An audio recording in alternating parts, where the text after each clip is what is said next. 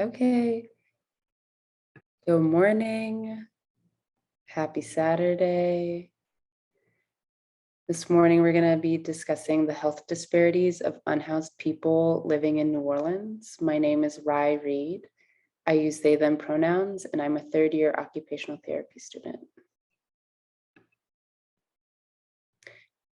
Just a little bit about me. I had a rotation at the Rebuild Center, which is a day shelter for unhoused folks right across the street from LSU HSC's campus. It was a really positive and growing experience for me, and now I serve as a junior board member for the Harry Thompson Center, which is an organization on Rebuild Center's property. I've also done other activist work promoting diversity, equity, and inclusion on campus, and I helped start the Trans Gender Nonconforming OT Collective. Today is going to be a brief overview. This is a topic that could be discussed at length for an entire semester, so this is just going to be a quick overview of vocabulary and terminology, some of the reasons that can lead to becoming unhoused, the stigmas that people experience, the health factors that become compounded to create the health disparities that exist, the relationship to emergency medicine, which is why Hotspotters, I think, is a great organization to discuss this topic, and then some other nearby organizations that are doing similar work. So just to create a foundation of terminology. I know that there's a lot of different words that people use to discuss local community members that don't live in houses. And the main goal would be to just use words that denote respect. Unhoused, displaced, and community member are ones that I've heard actual unhoused folks use to describe themselves. And no one has ever used the word bum, hobo, or beggar, because those often denote disrespect. And so I like to use the words that people choose for themselves. And I know that probably begs the question of what about the word homeless? And that becomes a bit more controversial. So I wanted to just take a quick little deep dive. Homeless can be defined in varying ways. It can mean that one doesn't have a place of residence, but it can also mean that one doesn't have a social unit formed by a family living together, which I think is very important because the interpersonal connections that unhoused folks have is robust. And for example, I wanted to introduce you to Mr. A and Miss T. This was a little story that was consensually taken after meeting Mr. A and Miss T at the Rebuild Center. So a little bit about their story. They attended the Louisiana School for the Deaf in Baton Rouge, and then they reunited later in life and are currently experiencing homelessness together. Having hearing impairments makes navigating all available resources more difficult for A and T, but they find comfort in each other. It's just a brief example to describe the perils of being an unhoused person, specifically here in New Orleans, and the lack of accessibility if you're experiencing homelessness while also navigating a disability, but the comfort and support that you can experience with your other community members or potentially a lover or a spouse or significant other is meaningful and definitely a resource to be tapped into for someone volunteering with Hotspotters. That's definitely a network of support.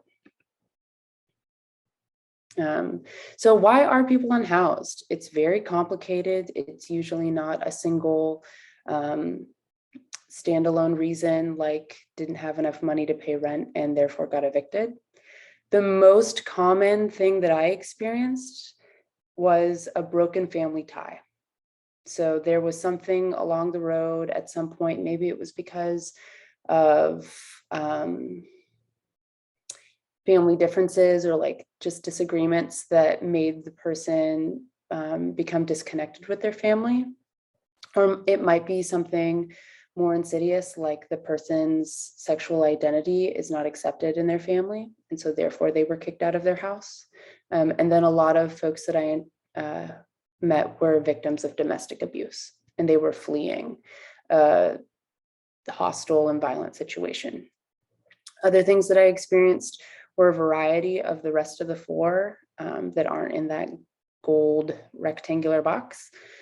So folks who are disabled have a much harder time maintaining employment and much harder time maintaining accessible housing. The disabilities that they experience could be intellectual, developmental, or psychological. There was a huge pervasive undersupported and underfunded and under just like a lack of awareness for folks experiencing mental illness and experiencing psychosis and mania or varying degrees of depression that were debilitating to the point that they were not able to function in society. Of course, the main thing that people think about are financial instability. I could really spend a long time talking about what poverty is and what leads to poverty, the systems of oppression that force people to be stuck under the poverty line, but that's not today. Today is just what causes folks to be unhoused. But of course, if you're experiencing lack of financial stability, it's going to be harder to keep your house. And if you are stuck in an unemployment loop, it can be sort of like a self-limiting factor when applying for other jobs. Employers look at, oh, you're unhoused. Oh, you haven't been able to keep a steady place of residence. So it becomes a vicious cycle. There was a lot of substance use that became detrimental to people's well-being that I saw. And then folks who were formerly incarcerated. So the stigma that folks who are unhoused experience is pervasive. I interacted with people who were forced to leave grocery stores, who were forced to leave public park benches, who were forced to leave basically anywhere that was a resting spot. And again, these people don't have access to basic amenities. So being allowed to sit and collect their thoughts before deciding where else they're going to go is very important. They're often perceived as being lazy, dirty, unorganized, violent, and people who commit crimes, which all compound to the stigma that they experience. But so a little bit more about what their actual physical and mental health is like.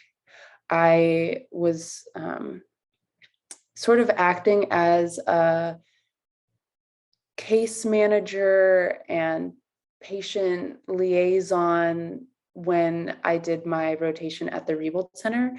And so each diagnosis that I encountered, I would jot down. So I actually personally was introduced to people with all of these varying diagnoses.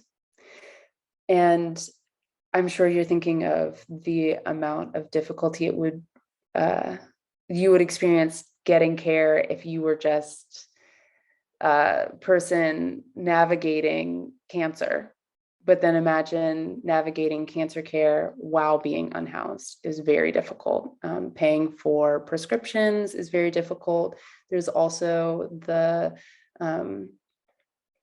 difficulty of what you're allowed to have if you're staying in a shelter. You're usually required to get rid of all medications or all prescription drugs because there's a no drug policy. Just while we're here on the slide, are there any questions or any other questions about any of the previous slides? Is there any exception to having like a prescription medication? No. Any setting of like what types? No.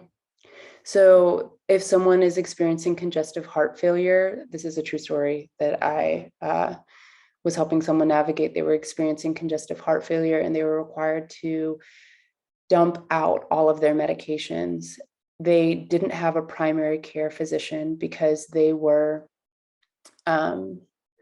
not originally from New Orleans. They had been medically transported after a medical emergency to New Orleans to receive better care. And then when they were discharged onto the street with a like sort of like sample script of what they needed. And when they tried to become a person staying in a shelter, they were forced to dump out all of their meds, but then they didn't know how to get that refilled at all. They also didn't have a cell phone. So it was really difficult for them to navigate a city that they weren't familiar with without any technology. I just wonder why the shelters would not allow some sort of like medication pickup where they're like holding your medication, sort of like what I've seen done in the psych ward, where like you hold people's medications and then they show up at a window every day and you hand them out. That's a fantastic idea. I would love to see something like that implemented. I think that shelters are grossly understaffed, grossly underfunded. I also don't think that there's a big health priority there. I helped someone who got MRSA in his arm. He had a bug bite that he itched, and he got MRSA while staying in a shelter. And I was able to escort him over to the ED. And we thought it was just like a bad bug bite, like maybe a spider bite. And then it turned out it was MRSA. And he had to go walk back to the ED every day to get his wound partially unpacked. And he didn't have the ability to take the antibiotics in the shelter. So he had to come back to the ED over at UMC every day for his prescriptions. So some of these compounding factors to maintaining health are what we just discussed, which is the no medications at all allowed in shelters. You can, after you've been admitted, get a doctor's written letter proving that you require a certain prescription. I will say from experience, it's very difficult to obtain that letter. The clinic that's nearby to the Rebuild Center, shoot, I'm forgetting the name of it. Oh my gosh. It's just down the street on Gravier. There's a doctor there that sees unhoused folks, but during COVID didn't allow walk-ins. And so you would have to make an online appointment, but nobody had smartphones or computers to make those appointments. And you couldn't make them by phone. The lack of transportation is a huge issue because people are required to be ambulatory to fulfill all of the requirements. Lack of technology, like I just mentioned. Also, people just don't really know where to look. Oftentimes, if there is an intellectual disability or a mental health compounding factor, it makes it extra hard for people to know sort of like where their resources are. And then the transient nature of being unhoused. So there was someone who had stage 4 pancreatic cancer, and he and his wife kept relocating because they kept trying to find work to pay for his care. And so every time they were in a new city, he would have to try and reestablish all of the things that he was doing in the prior location while also just living out of his tent. It was really difficult. And then, of course, the big bad wolf down here, COVID-19, obviously, is not helpful for any of these things. So misperceptions of what emergency medicine is for folks that are unhoused is wide and varied and unfortunately very common. So in my experience, a lot of community members that don't live in homes or houses really think of the emergency room as the doctor, like capital T, capital D. And so they think they can just go there for any physical ailment. Similarly with thinking that it's kind of like their psychiatry one-stop shop. There was a gentleman that I met, and he came up to me saying, I want to kill myself, I want to die. Will you walk me over to the hospital? And in chatting with him, it became clear that this was a cycle and a habit, that when he was having a bad day, and I'm not diminishing what he was expressing, that he felt like he wanted to die. And in his mind, the way to feel better would be to go get help at the hospital. And so while we were walking over there, it became a bit more clear what his actual needs were in that actual moment. And it was to take a shower and to take a nap and to eat a meal. And so we were able to redirect and just walk back to the Rebuild Center and get him all three of those things. And he said, wow, you saved my life. And I thought only the doctors could do that. And so I feel like that's a good example of, with Hotspotters, being able to direct people to actual resources for their immediate needs. If they're in psychological distress, obviously that's there for them. They also treat the emergency department like a safe, warm place. A lot of the times when the shelters are overpacked or overfull, or they don't want to do something like get rid of the prescriptions that they have because they know they're important, they will go back to the emergency room just to try and get admitted. And then food scarcity is a huge issue. So trying to access something, especially if they have a prior record of committing crimes, quote unquote, to access food. So they'll try and go just to be able to get some food. And while we're here on the slide, are there any questions? I have like 70 stories about each different subtopic. So I'm just kind of rambling. I had a question about the last one, actually. Yeah. So you're talking about how they're not allowed to have like any medications in the shelters. Like, is that like, does that mean like any scheduled medicines, like schedule 2, 3, 4, like anything, like insulin included? Like, Yeah, insulin included. is there a reason for like not being like, I mean, I know insulin has like specific storage stuff, but like other like non-scheduled essential drugs, like blood pressure medication, stuff like that, like tablets that people take. The blood pressure medication was always the most surprising to me because it's not, it doesn't get a person high. It doesn't do anything special other than exactly what it's prescribed to do. I mean, that's what prescription drugs do. But that was always the most surprising to me. And I think they, honestly, this is my honest opinion, they don't have employees that are familiar enough with what medication is what. And there's such a broken bridge of trust between people who are staying in the shelter and the people who are employed there, that someone who's claiming this is my blood pressure medication is not taken at their word. It's also pretty difficult for someone who has that blood pressure medication to justify going to the shelter. So then you're experiencing people who do have those scheduled prescription drugs that they take on a very timely basis for very important reasons, not staying in the shelters and putting themselves at greater risk by staying out and sleeping on a street. I mean, like insulin, blood pressure medication, those aren't scheduled substances. Yeah, from my experience, there was no real rhyme or reason. It was just like a pan all no. At least, and I'm making a point to not name shelters by name because I am not criticizing the way that they're running their shelters. It's more that I experienced the impact alongside community members that are unhoused. And it would have been nice to know the reasons why. Any other questions? That's a great question, Nabil. Okay. Just real quickly, a little bit more information about what happens at the Rebuild Center. There are 3 different organizations that call the Rebuild Center home base. So the Harry Thompson Center is a day shelter, or a day center, excuse me, and not a shelter.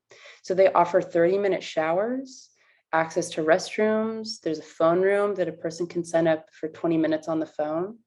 It's an analog phone, so to speak. It's like a landline. So they often need help looking up the phone number that they would be calling, and they can't receive calls back at that number. So it's better than nothing, but it's also not a replacement for a cell phone or a personal line.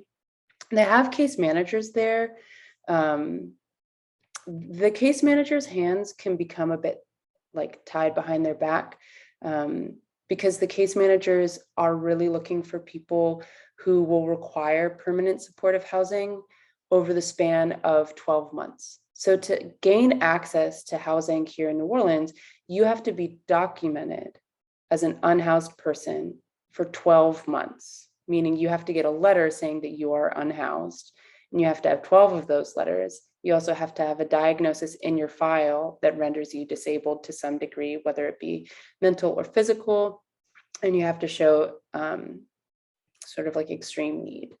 And so I put case management, but I put it kind of toward the bottom because it's not really their main thing that they offer. And then they offer perennial bike classes where they give a person in the class a bike and they teach them how to fix it, which is pretty cool. Lantern Light is not there. So it doesn't feel like as big of a presence as the Harry Thompson Center, but they offer really important things like birth certificates, ID assistance, mail service, snack, and lunch. To be able to get into a shelter in New Orleans, you have to provide a birth certificate or some identification, which you can imagine if you're unhoused and your belongings continue to get stolen, that becomes really difficult. There was also an individual that I was helping who had progressed Huntington's chorea disease. And his ataxic movement made it really difficult for fine motor control and dexterity to maintain pages. And so he lost the lifetime maximum amount of Social Security cards because he just physically couldn't hold them. And so he was denied access to shelters because he couldn't prove his identity. It's just like this very odd system of requiring many hoops and obstacles to jump through to access care and services. And so that's why the emergency room becomes so like the easiest fix for them. The snack and lunch are not full meals. It's usually like a little PBJ sandwich and a banana. And then DePaul is there providing very selective case management for individuals that have been coming around for a long time. So for the case management piece, at least for the initial thing, for the Harry Thompson Center, are you effectively saying that like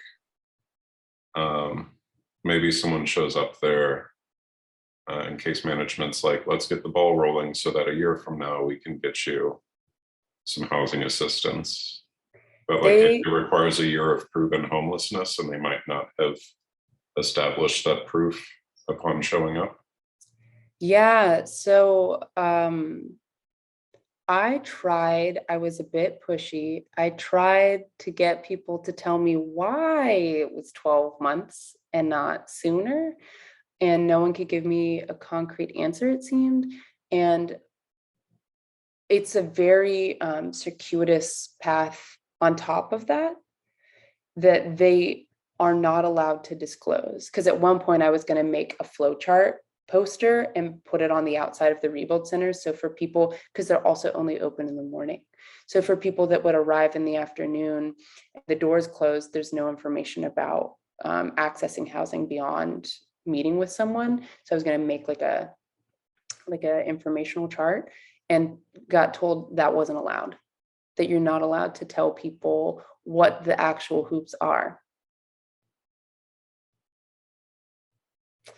And the only reason that I was given is to promote self-efficacy. I always think that knowledge is power, and providing knowledge to people does promote self-efficacy, but I was a student on a fieldwork and I said, okay, got it. It's also possible that things have changed around. That was during COVID. And so perhaps those protocols were specific to COVID times. And now that COVID is easing up, maybe it's a little bit different.